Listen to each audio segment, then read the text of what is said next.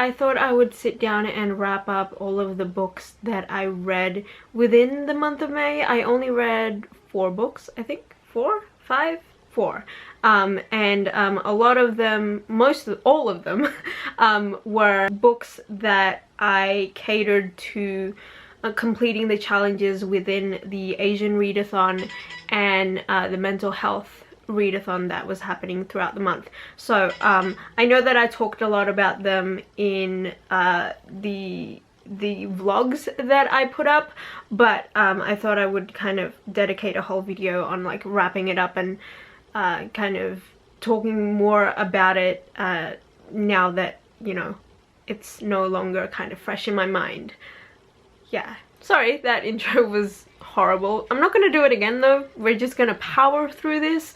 I haven't been filming all that much because I just haven't been in the right state of mind in my own head, but we're just gonna get to the books now. So the first book that I completed was a short story anthology collection, and it's 1,000 Beginnings and Endings, edited by Ellen O and Elsie Chapman.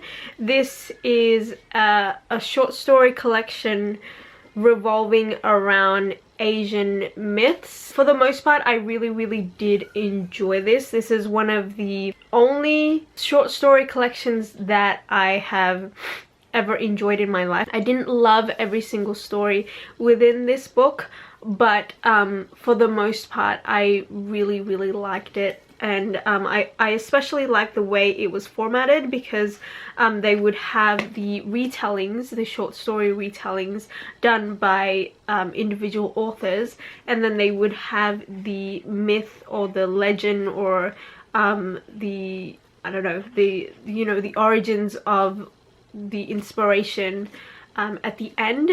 And I really like that. If you're looking for a great fantasy based short story collection, I suggest picking this up. The next book that I completed is a poetry collection by one of my favorite spoken word poets, and it's Helium by Rudy Francisco. I discovered Rudy Francisco through YouTube actually. One of my favorite poems by him, and I guess one of my favorite poems of all time, is his poem called My Honest Poem, and I first heard it on YouTube, him performing it on YouTube, and I absolutely fell in love.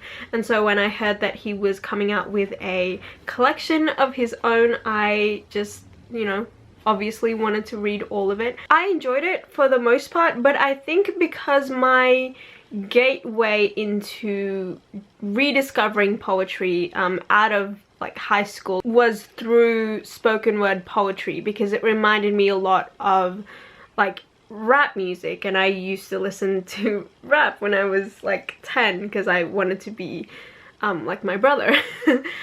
So I think when it comes to poetry collections and stuff, even though I enjoy a lot of his words and I enjoy a lot of the topics that were covered, and there are a lot of poems that I have highlighted and really enjoyed and would definitely come back to, but I think I much prefer poetry when it's performed, because what I've learnt from these like spoken word poetry slam nights and workshops and all that stuff is that poetry sometimes is best performed because it's the way you say each word, and it's the way someone's cadence sounds regarding to whatever topic that they're talking about. So I did enjoy this, but not as much as I thought I would. The next book that I completed within the month, I don't actually know where I put it. As you can see, my bookshelf case thing is a bit of a mess and I'm not in the mood to clean it up. But that book is Emergency Contact by Mary H.K. Choi. And it's a romance book. It's a contemporary, not new adult, I think it's more YA contemporary romance-ish, but it's like older YA, and it's about this girl named Penny who goes off to university for the first time, and she meets the family family friend, I guess, or family of her roommate, which is Sam, and they kind of have this connection, this bond, and they become really good friends, and they become each other's emergency contact in the friendship sense, in the sense that like they kind of just talk to each other all the time about things that are happening. So a lot of the book is taken place through like text messages and phone calls and stuff like that. It's really, I think I tried to explain how I felt about the book right after I finished it, because I thought that that was a good idea. Turns out it wasn't, because I didn't make any sense, but I didn't enjoy it quite as much as I would have wanted to. I think my feelings towards the book is that I wish I enjoyed it more than I did, because there were a lot of great aspects to it. For example, I really enjoy Mary H.K. Choi's writing style, because it's very raw, and it's I know that that phrase gets thrown around everywhere, but I just don't know how else to explain it, because a lot of the feelings that were described were shown and explained in a way that I would have never seen in any other book, but somehow it really worked. So I really enjoyed the writing style, and I would love to read more from her in the future. And the other things that I did like about it was the male character, Sam. I really liked his individual story away from the romance. I thought that that was really interesting, and it's something that you don't see a lot in books, especially in like young adult type books. And the third thing that I enjoyed from the book was actually the romance. Well, or I guess not so much the romance, but the way the romance played out, and the pacing of the romance, and the circumstances of the romance, because it's something that I haven't read in any other book before, or I haven't read it to this extent. I haven't read something that was exclusively romance but was paced out in the way that this book paced out the romance, if that makes sense. So I really did enjoy that part of it. But having said all of that, I didn't really connect with the main character, and like, I'm usually someone who doesn't need to absolutely love the main character that I'm reading about. If I can empathize with them in any way, I'm more likely to just enjoy the book for what it is. But there's something about the main character that almost made me annoyed, because it felt like she was so closed off as a character, and I know that there were intentions for that from the author because of the circumstances that this main character had gone through and all that stuff, and that all made sense. But I don't know, something was missing about her that I just couldn't quite connect with, I guess, and that made me not really enjoy the book as a whole. And I think the other reason why I didn't enjoy this book quite as much as I wanted to was also the reason that I liked it, which was the romance and how it was paced, because it's a romance that doesn't really feel like a romance.